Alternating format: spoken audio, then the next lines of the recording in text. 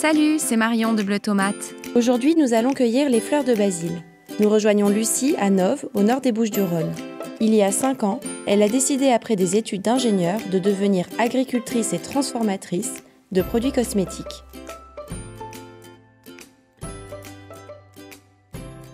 Bonjour Lucie. Bonjour Marion. On est sur la parcelle des fleurs de basil. Pourquoi ce nom? J'ai choisi les fleurs de basil en hommage à mon grand-père que j'aimais beaucoup. Il a longtemps écrit des poèmes qu'il a toujours signés « Basile cherche racine ».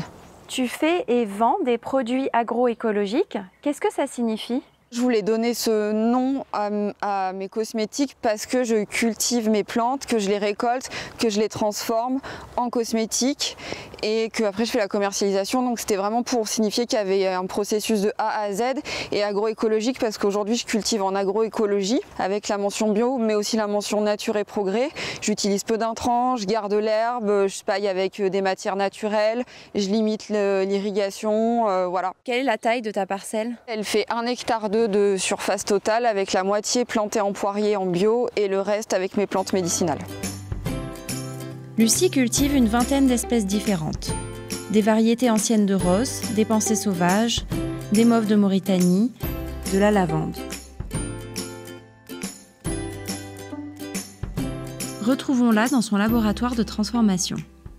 Lucie, qu'est-ce que tu vas faire? Là, je vais préparer un lot d'huile régénérante. Donc, c'est une huile que je prépare avec une macération de rose que je cultive, avec de l'huile de bourrache aussi pour ses propriétés antioxydantes et antirides, et des huiles essentielles de géranium et de rose. Est-ce que tu produis toutes les plantes dont tu as besoin? Alors, je produis toutes les plantes médicinales dont j'ai besoin pour créer mes cosmétiques. Elles concernent en fait les principes actifs que je vais incorporer à mes cosmétiques. Et après, pour compléter, pour avoir un produit de soins complet et fini, j'utilise des matières premières que j'achète à d'autres producteurs en bio. Tu vends où tes produits? Notamment par l'intermédiaire de boutiques. Donc il y a un seul intermédiaire. C'est des boutiques soit des Biocoop, soit des boutiques de cosmétiques naturels ou des boutiques zéro déchet. Je vends avec mon site internet, surtout depuis le premier confinement. Et je vends aussi un petit peu en vente directe à travers des AMAP locales et quelques foires et marchés et sur rendez-vous au laboratoire. Tu arrives à vivre de ton activité? J'ai commencé en 2015 où je me suis concentrée sur la partie agricole et j'ai continué à travailler à côté pour garantir un salaire et puis auto-investir dans l'installation. Et depuis 2018 où je commercialise, je me tire un petit salaire et c'est allé très vite et depuis 2019 je vis assez correctement de mon projet.